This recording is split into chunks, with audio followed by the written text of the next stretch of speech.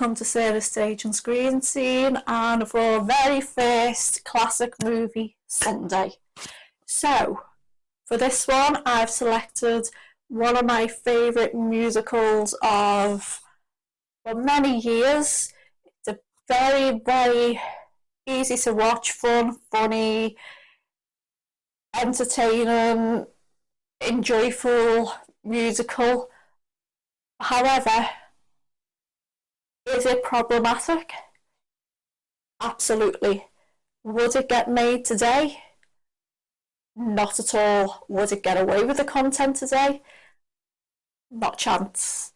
So, I'm going to be reviewing MGM's, Stanley Donen's, Michael Kidd choreographed Seven Brides for Seven Brothers. Okay, so I've loved this film since I was about 16. So that's late in my musical journey, to be fair. It was just easy, it was fun to watch, and the choreography was just and is immense. It's got Howard Keel and Jane Powell. I'm generally not a fan of sopranos of that era or most eras, but Jane Powell I do actually like. Because she does have more facets to her voice. It's a lot easier, a lot softer than some other sopranos, and she's a great dancer. She's cute, she's funny. Nobody else could have played Millie. We also have Tommy Rawle, the great dancer who never became massive like Astaire or Kelly. Danced a lot with Bob Fosse, who is my choreographic idol. You will find out on here. He was just an incredible dancer. We've got Russ Tamblyn, the gymnast from West Side Story, Tom Thumb fame. And we've got Jackson Waugh from New York City Ballet, him and Tommy Rawle we only lost in the last few years, as we did Jane Powell. His daughter Charlotte, she's often killing it on Broadway as Roxy. I think she's possibly the longest serving Roxy in Chicago. Julie Newmar, who went on to, play Catwoman and invented the pantyhose. I believe she's still with us, as is Russ Tamblyn, and I think the girl who plays Alice might still be with us. But anyway, so the story is about, so there are 7 scroungy backwoodsmen, as we hear, and the head of the household, Adam, goes into town to find himself a wife. And this is where we open with the song Bless Your Beautiful Hide. Again, just listening to it just as it comes, it's catchy, it draws you right in, it's fun. But then there are some problematic lyrics where he's looking at the women, he's like, pretty and trim but kind of slim. I think she's too thin, heavenly eyes, but ooh, that size, and she's too big. And the girl who's going past isn't actually that big. She's got to be right to be the girl for me. So again, this is something we wouldn't get away with. No, neither would we get away with the fact that he's just there, just going to get a wife, and he's going to take her. Then he sees Millie chopping wood for the the inn that she's serving food in. And she sees how feisty she is. He tastes her cooking. Sees that she can cook for them. Yeah, she can clean. You know where this is going.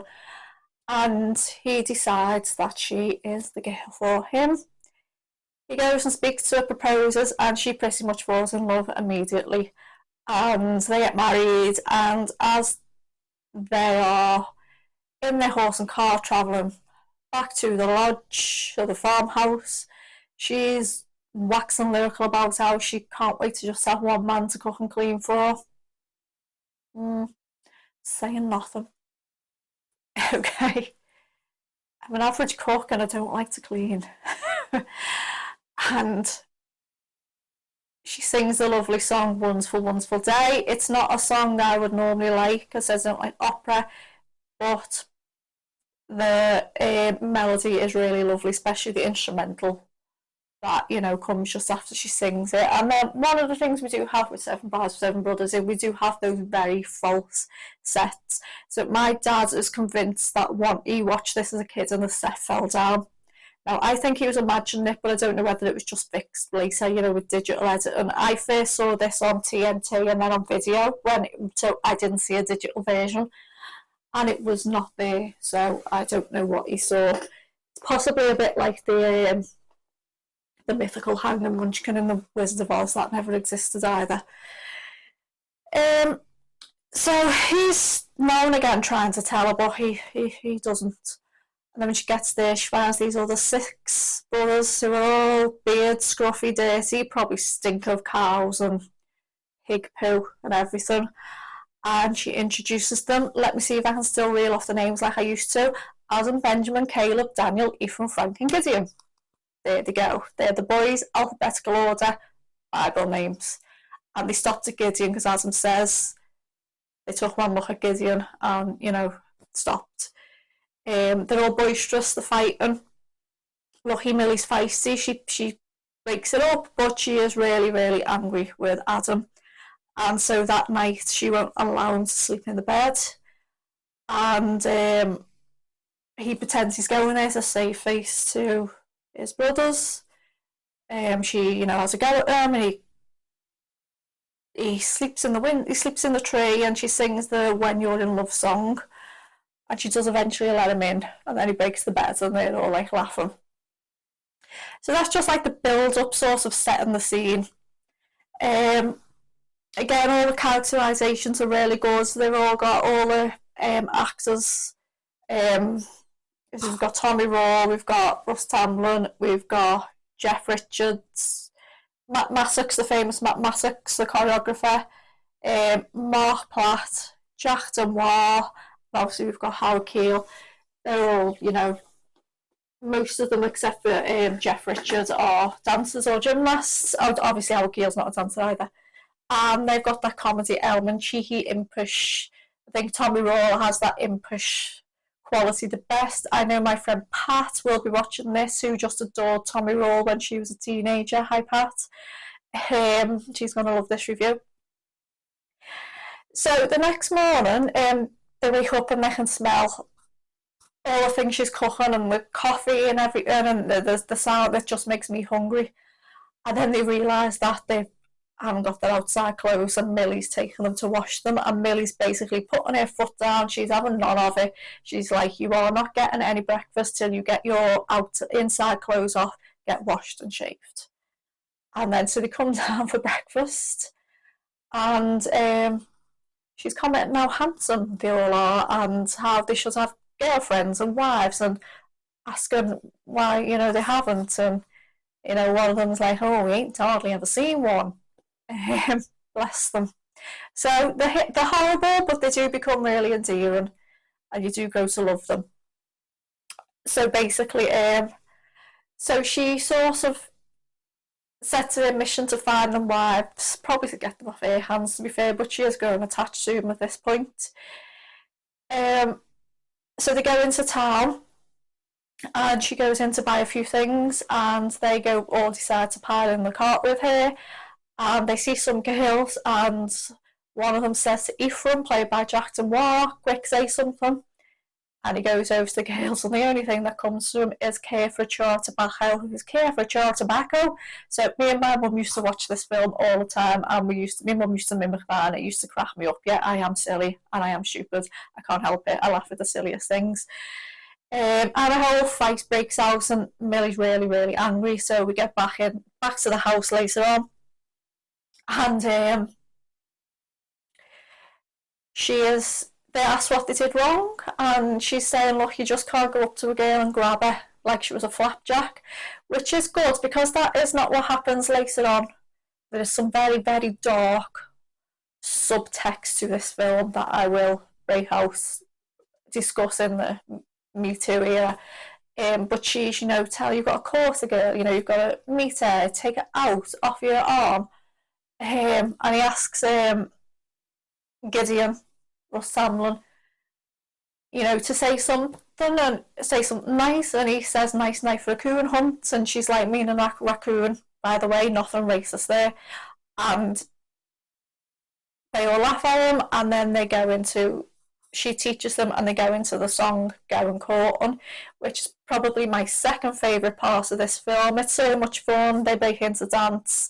It's funny. They're all laughing. They've got great chemistry, all of them together. And Jane Powell's a delight. And then it evolves to the next day when they're all in their famous colourful shirts. She's checking all the nails, all spick and span, and saying how proud she is of them, and they're going to the barn raising and picnic. When we arrive, we find that there's exactly 6 girls to match these 6 brothers. How convenient. Dating the court and the townsmen, but they spot these new, tall, handsome, in their colourful shirts, all as tall as church steeples. And they go over to Thames to see Millie, and they all pair off. Really conveniently, you don't get any, in real life, there's always 2 people who fancy the same people, or there's the one who someone doesn't like. We don't have any of that in this film. Everyone's perfectly, attracted to each other. And then they pair off, and then they go into the very, very famous barn dance, choreographed by Michael Kidd. So we start with just the basic, square dance, the girls and the townsmen, the intercuts with the brothers taking over the dance, going into things like polkas and things like that, do-si-dos. And then it erupts into this big contest between the brothers and the townfolk. The girls dance very nicely, but they don't have what the brothers have. So we have all the axe throwing, jumping under and over the axe. We have Tommy Roll balancing on the well as it's being spun. My favourite part when 4 of them are doing the little balancing towards the end on the double wood racks. It's just absolutely an incredible number. I dare anyone to watch it, even if you don't understand dance, and not smile and not think, how on earth are you doing that?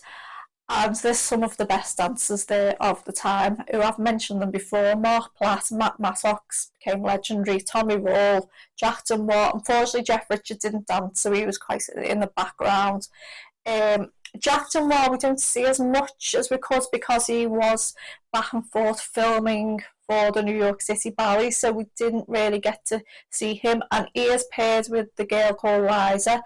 It was actually my favourite out of the female dancers. She was never famous, she was a starlet at Warner Brothers, but I enjoy watching her the most, and I think it's because she has a really great infectious smile. So they don't always, in the dance, they're always paired off with their romantic pairings. They chop and change throughout, depends on who's dancing what.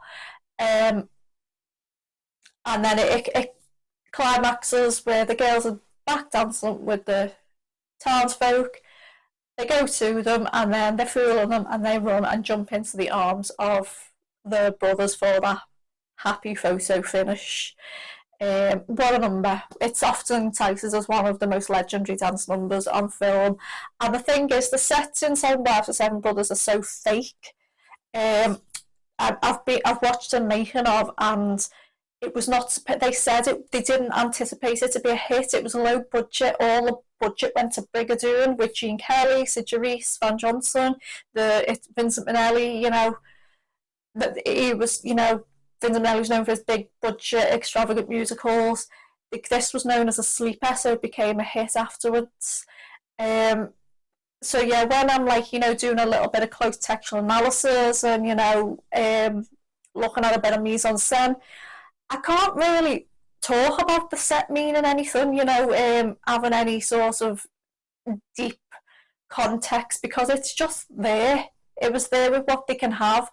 All of the everything comes from the performers that are deep in their soul, and everything they give, the performers gave everything, on the music and the dancing and everything. So then after the dancing, they start to build the barn.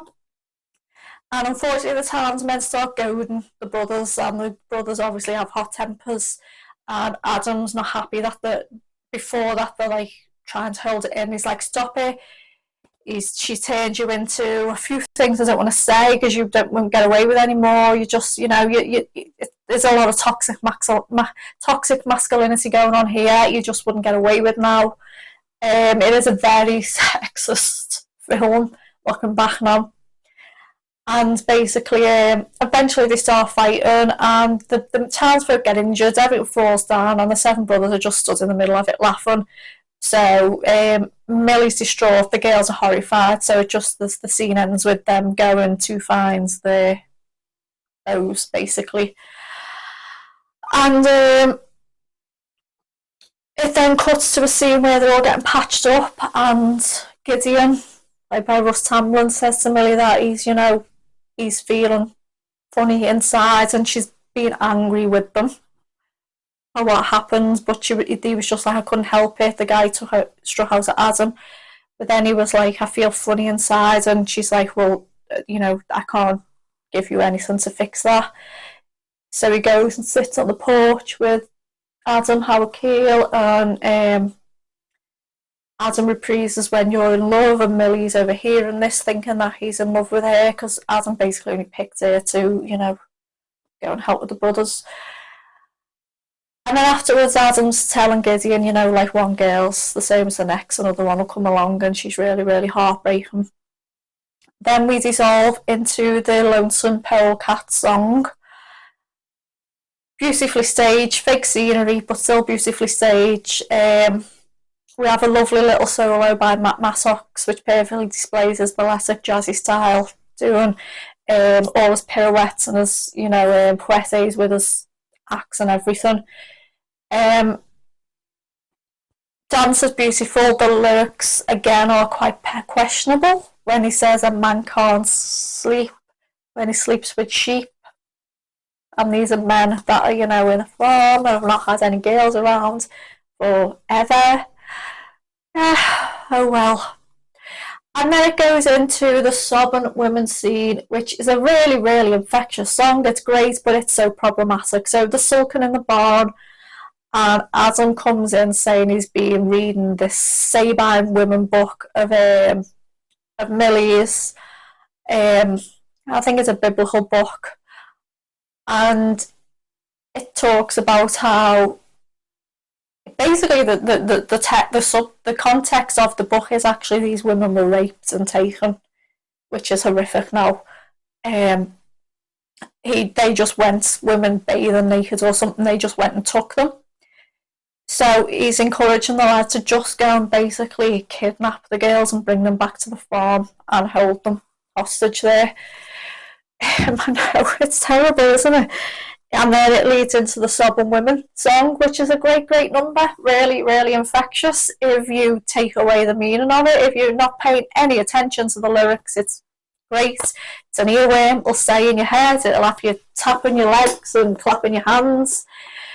So then they go and they all individually kidnap their girls, and quite traumatically for the girls. They're throwing blankets over the heads, throwing them over the shoulders, getting them into the carts. The girls have got none of their belongings, nothing with them. One is Sarah, who is Frank's girl. She's outside with a bow car, and he asks for just one kiss, and she's like, okay, just a little one. And as she closes her eyes and leans in for it, Frank knocks him on the head. And every time someone gets knocked on the head in a film, for some reason, they just faint. I don't know what that's about. If I fainted every time I bang my head, I'd be fainting nearly every day. I'm so clumsy. Then Frank just takes her in his arms and kisses her without asking for consent. That happens a lot in classic films. I know, different time, but still. So anyway, they take the townsfolk are chasing them in their horse and cart, and they get them past the snow pass, and they shoot their guns so the snow falls, and it's basically the snow's into the spring. And they get back home, and Millie is absolutely furious. What they've done, the girls are all like, scared, sick, and shivering, and whatever. and the boys don't know what they've done wrong. So then the next day it has the funny scene where the boys are like doing certain jobs, and it has like the girls throwing water on them, throwing snow at them, just different things. It's their revenge. They did get over the trauma quite quick, the girls, you know. I mean, if that was me, I'd be shaking forever, to be fair. I'd probably have PTSD for a while after that, if I'm being honest. So then we go into the scene where they're all sewing, and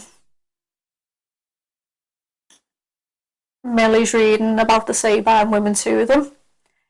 And it's a little bit triggering to them, not bothered anymore, they're all dreamy. And one by one the boys start to knock, and we see that the girls are starting to soften. And they're being all flirtatious, especially we see Ruth interacting with Caleb, and we see Dorcas interacting with Benjamin. They're the two we sort of see the most. And until Millie gets annoyed and is just like, will you just stop knocking and get back in the barn where you're sleeping, because she's made them sleep there. And then we move into the scene in the bedroom with the next big dance number. So they're fighting a little bit over the boys and stuff like that, because they've been watching out for the boys, and it all depends on the haven't. They all pretend to be prim and proper when they're all little flirts. And Millie comes in, stops them fighting, and says, I'm going to have a baby. And now the girls are all like, oh, I want a baby, I don't want a June wedding. Yeah, it's of its time. Again, if someone loves this film but just didn't have that whole like, oh, I've got to have a baby and get married thing, you know, it doesn't ring true. The only bit that rings true is the dancing for me. So they go into the June Bride song, which is led by Virginia Gibson, who plays Liza, who I said was my favourite bride. And we get to see, we have Rusa Lee there as well. She was Rusa Kilmanis at this point, but she became Rusa Lee. She became quite well-known starlet in a few things. We see their ballet side. They're doing beautiful ballet movement, you know, around the posts in the room and everything. Love Liza Shenny turns through the girls' little tunnel that they've made, and it is all staged like a wedding. Basically, that's the staging of it. And then it sort of fades into them waiting for the spring, and they're longing, they're fed up with the winter, they're longing for the spring to come, and then we do finally have the spring, and then you see that all paired up with the brothers, and we go into the spring, spring, spring song. I would sing it, but I can't sing, which is typical, old Hollywood MGM, coy, cheesy, girl boy. Oh, isn't it so sweet? Yeah, it's a bit cheesy, but it's nice.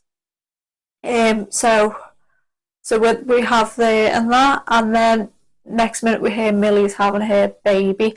I forgot to say, I need to backtrack. When the boys kidnapped the girls, Millie had a go at Adam, because she was like, this was your idea, I thought you fell in love with me like I fell in love with you, you didn't, you don't care. And he went away to stay at a cabin, saying he'd be back when the pass was open. So then Millie's upstairs having a baby, you see the boys pacing about downstairs, the girls are all running up and down one at a time, getting water, towels, everything. It must have been horrible to have a baby in those days. Anyone noticed that Ephraim's not jacked and well at this point? It's a stand-in. There is another point he has a stand-in as well. I think it's in the barn scene when the barn falls down as well.